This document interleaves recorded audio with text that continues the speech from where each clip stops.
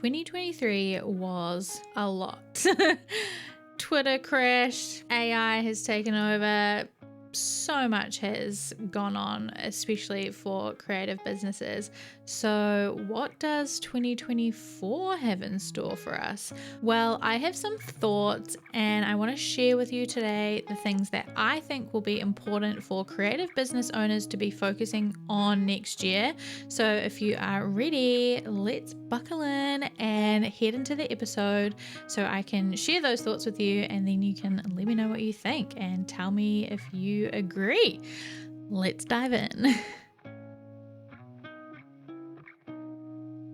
Hello and welcome to Brand Your Passion, the show that helps you turn the thing you love the most into something that people know and love you for. I'm your host, Holly Arnett, the brand coach for creatives, and I'm on a mission to make the world a more creative place, one brand at a time. If you're ready to get more eyes on your work, more dollars in your pocket, and more creativity in your life, you're in the right place. Welcome. Let's brand your passion. The first thing that I think is going to be really important for creative business owners in 2024 is something that's already happening, but if you are not already doing it, then I think you really need to prioritize it in 2024. And that is more diverse income streams, or potentially I think more people will even be doing multiple businesses or going back to doing multiple jobs. And that is because we just really need to strengthen and protect our cash flow. That is the reality of running a creative business, and that is the core of being a creative business owner, is making sure that your business is sustainable. And something that I think a lot of businesses are realizing and have realized this year in particular is that is difficult, and that can be really unreliable when you only have one income stream. Obviously, that was really brought to our attention during the height of the pandemic, when a lot of in-person events were taken away from creatives. So that forced a lot of things to go online, and so online stores became very prevalent for creatives, and that became their main source of income. But what I think this year in particular people have started to realize, and will realize next year, is that we can go even broader as creatives in terms of income streams. I think there are a lot of creatives in general who are very smart when it comes to diverse income streams, but as artists and makers, I think there is a lot of room to broaden their income streams. I think a lot of artists and makers go, I sell my products, that's it. But there are so many more ways to diversify your income streams, and I think that will be a trend, should be a trend, and something that artists and makers really need to focus on in 2024. And I have already seen a lot of people kind of opening their eyes to that, or starting different businesses or different income streams, starting to add different digital products or add different collaborations with other people that are paid options that they can kind of bring in income from, or they are doing different businesses on top of the businesses they're already doing, or they are going and getting like another part-time job so that they can supplement their income as an artist. That is all happening. So I think that is going to be more and more and more happening in 2024. So that is my first trend. Trend number 2, I think that we are going to see more and more business models related to pre-orders and subscriptions, again, to protect and influence cash flow. So pre-orders are one of the best ways to protect your cash flow, because you are not spending a bunch of money on products that people don't buy. When you do pre-orders, people pay for those products before you then go and make them. And then subscription subscription-based business models, either through something like Patreon, Ko-Fi, or those kind of subscription-based services. Those are good because you get paid up front or you get paid on a repeating monthly basis. That is really good because we always want recurring revenue, because that is a lot more reliable, a lot more helpful for cash flow than one-off random payments. So I think, again, a lot more artists and makers are becoming aware that we need this, and it's more helpful and more useful as a business owner to have pre-orders, to do subscription-based things, or even do big drops so that we can get a big influx of cash flow as well. So I think just different models of businesses that help with cash flow are going to be more and more prevalent. My next trend is that we are going to see creatives, artists, and makers get super creative to stand out. I have seen artists and makers do the coolest stuff, and it really does help them to stand out above everybody else. And I think really trying to put your thinking cap on and do what you are meant to do, which is be creative.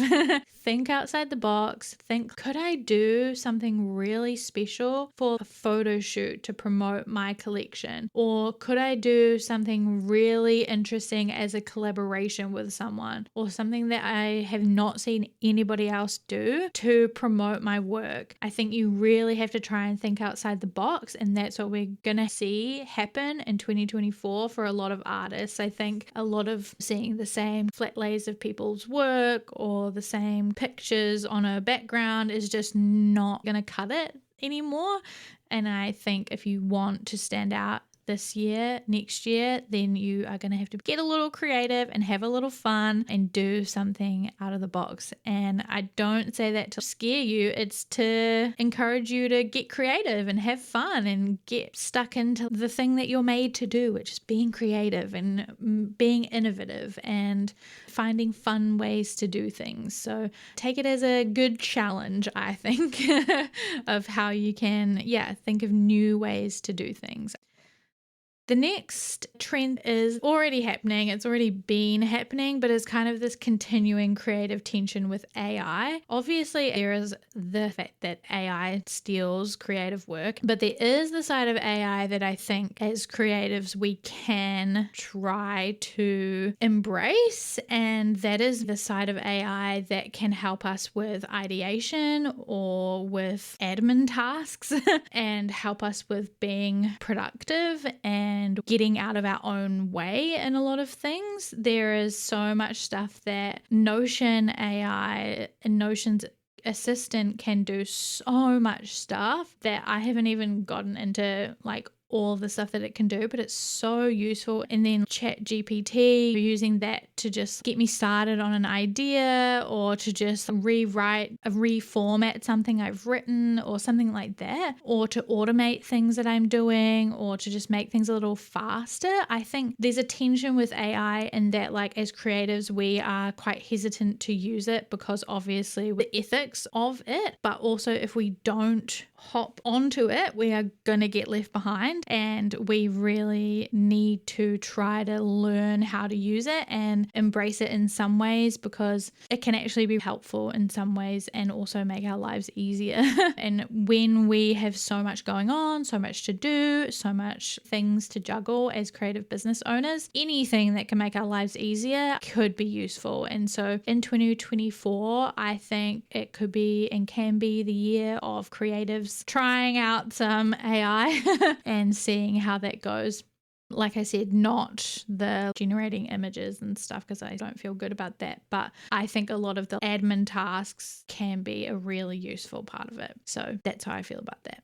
Trend number 5 that I see is personalizing customer service. I have seen this happening a lot already. It's been happening a lot, but I think it's going to happen so much more in 2024. And I think creatives can really make use of this in really smart ways. I've already had conversations with people about how we can do this and how people are already starting to do this. Some people are liking it, some people are not liking it, some people are embracing it, some people are not. But I it's a trend that is happening, and a lot of it is automated, some of it's not, but I think we can really start to look into and embrace this.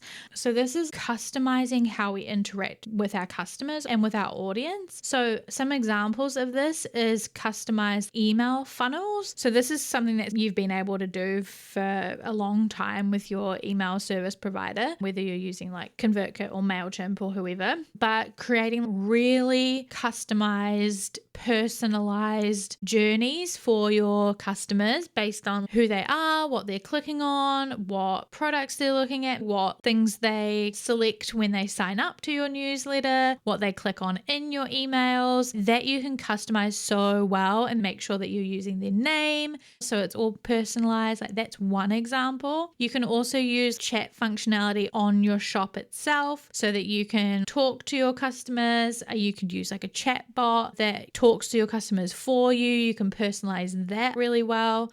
When it comes to paid ads, if you're using ads to promote your products, you can customize that so well and in really smart ways. So instead of just putting general ads out to everyone or out to your specific audience, you can also do really smart things where somebody clicks on your ad, you can then send them follow-up ads knowing that they've clicked on a certain product that then retargets them and says like, hey, I know you clicked on the ad, like, are you still looking? Or here's like 10% off, or there's a certain amount of time left on the sale. Like, you can really personalize those ads. I've also seen tools like RightMessage, which changes what your website looks like and what copy is used based on who is looking on your website and questions that they have answered to tell you more about them. So say they tell you that this is a dumb example, but say they tell you they love the color purple, you could change the website to be purple, but that's a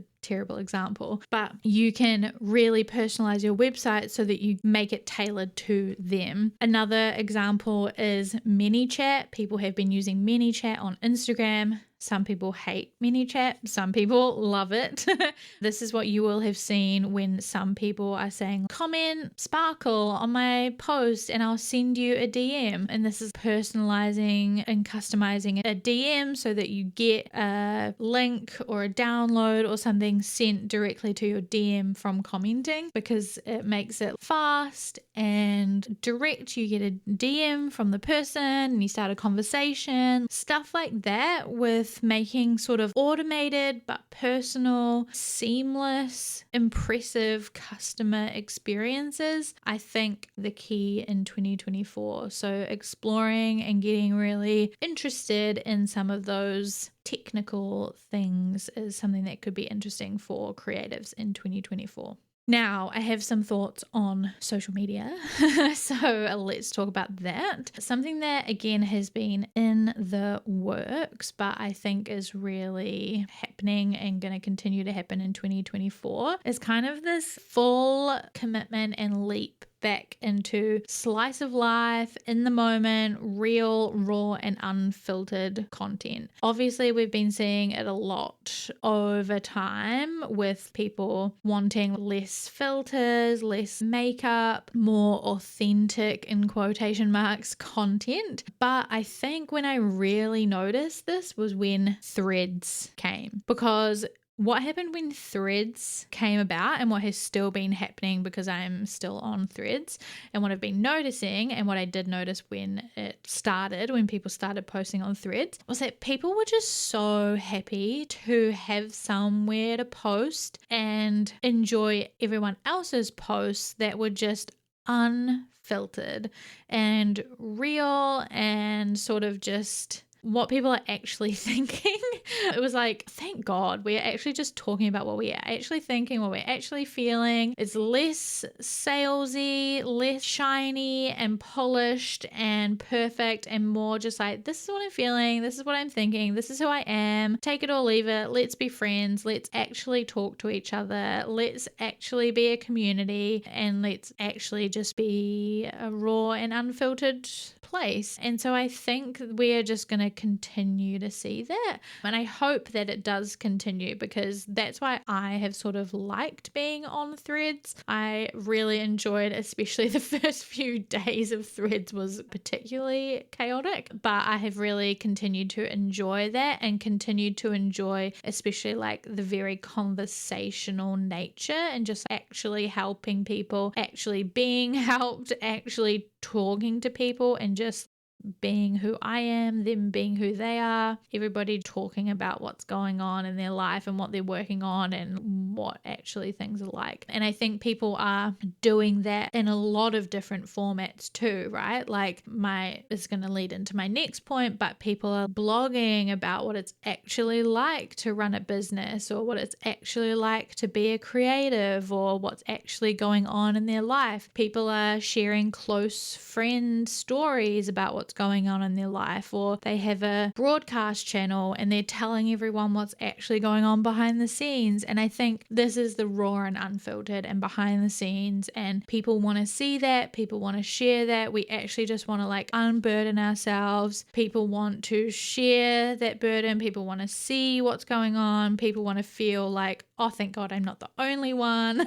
And so I think that's what we all want, that's what we all need, and that's what's kind of happening. So that is my prediction and trend. And as I said, that leans into my next trend, which I'm seeing is a very staunch commitment to long form content making a comeback, which I am very thankful for. I have never strayed from long form content, and I know there are a lot of people who have also never stopped, but I have seen more and more people talking about getting back into long form content and getting back into blogging. A lot of people are getting back into newsletters or are starting newsletters again, getting back into email marketing. There are so many statistics. I don't have them off the top of my head, but the email marketing platforms are skyrocketing right now.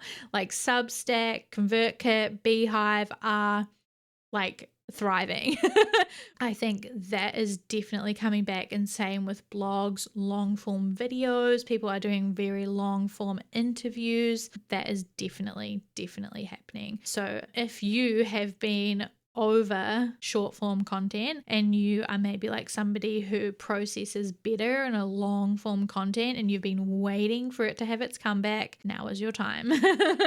One other thing that I think in terms of social media is that more private social media places are definitely going to be thriving in 2024. So when I say private social media, I mean places like either private memberships, so like masterminds, private groups, messenger groups, all those types of things, but also broadcast channels on Instagram, Patreon, Substacks, Ko-Fis, like places where people are going outside of public social medias to create their own private, smaller groups, I think are really going to be thriving in 2024, because a lot of people have really been over social media and competing with the algorithm and trying to fight for their work to be seen and fight to talk to their audience. Like when you have an audience of 10,000, for example, and only 500 of those people are actually seeing your work, that can be quite frustrating. Or if you're trying to announce something and they're not all seeing that, that's frustrating. And also people are wanting actual community. Like I said, so like on Threads, like I said, I've been having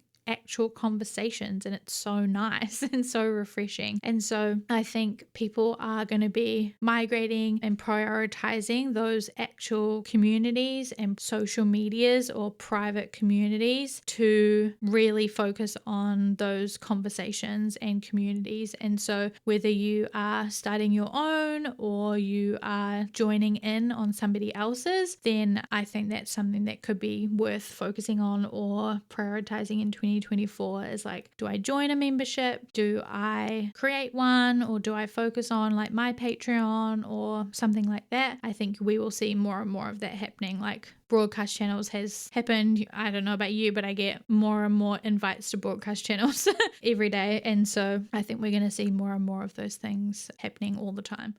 Number 8 is that we are going to see more and more artist collaborations, and this is something that I think artists and makers should focus on in 2024 because the algorithm do be algorithming, and it has been difficult, right, for a lot of artists and makers this year on social media. And I'll admit a lot of artists and creatives on the other side have been doing great, but I think that collaborations is a great way to work with the algorithm and to make the most of each other's audience and have a little fun in 2024 and really get back to networking and championing each other and cheering each other on, what the social and social media is about. I know that like the best moments for me on social media is when I am collaborating with someone. And so like the 100th episode of the Brand Your Passion podcast is one of my favorite things because I get to cheer on and celebrate the 4 creatives who are speaking at that. And I also get to talk about the people who have been on all the other episodes every time I interview anyone for that podcast, and I get to promote them and they get to share it with their audience and we all get to like meet each other's audiences. That's the coolest thing about being on Instagram or like any other social media, is me meeting their audience meeting me. It's just so cool. And so I think that is something that is really something you can focus on in 2024 is collaborating on social media, but also outside of social media too, and doing fun things in person or as creative projects. Like what could you do with another artist or with another maker that could take your work to another level, that could push you creatively and also be an opportunity for you both or a group of you to reach each other's audiences and to push all of you to each other's audiences and to grow your brands together. I think it's such a smart and fun and collaborative way to work together and to work with the social media algorithms. So that's a great thing to focus on in 2024. And my last trend that I'm predicting for 2024 is one that you may or may not be happy about, is that I think we can predict that there are going to be more new apps and more new features. We saw Twitter, now X, crash and burn, and from there we have seen like so many new apps. We saw Threads, we've seen Blue Sky, we've seen 1,000,001 others. I think there are going to be probably more. I think that within the apps we already have, there are going to continue to be more features. We are probably going to lose features. We are losing guides in 2024. The guides that could have been so good, but nobody used them and Instagram didn't promote them well enough. That's okay. I'll just be sad about guides on my own. And so the trend is that's just going to continue to happen. And so what I think creatives need to focus on or need to do in 2024 is just be willing to try new things, because that is going to continue to happen. So when like broadcast channels happen, maybe try it out. Join a broadcast channel. Maybe try having one. See how you feel. When Threads came around, start an account. Have a go. See how it feels. Do you like it? Give it a go. Tweet some threads or thread some threads or whatever we're saying.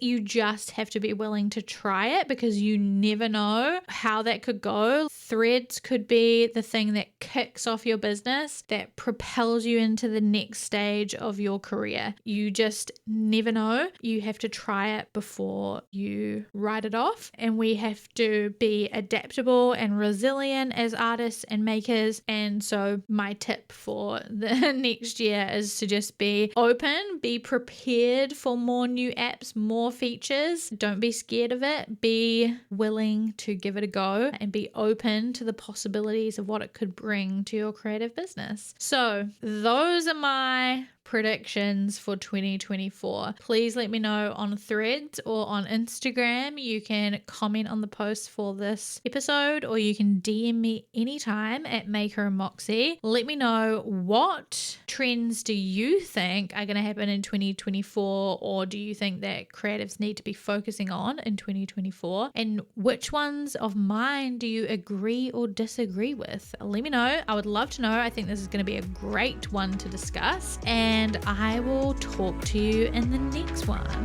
Bye everyone. Thanks for listening to this week's episode of Brand Your Passion and choosing to spend time with me learning all about branding, business, and all things creativity. You can find more episodes just like this one at makerandmoxie.com/podcast. If you like this one, you can tap that subscribe or follow button so that you're notified about each and every new episode. And if you've got a spare second, please leave a review on iTunes or wherever it is that you're listening to this podcast, because I would absolutely 100% love to hear from you. If there were some helpful goodies in this episode for you, it would mean the world to me as well if you could screenshot that podcast player right now, hop on over to Instagram or Twitter and tag us at Maker and Moxie.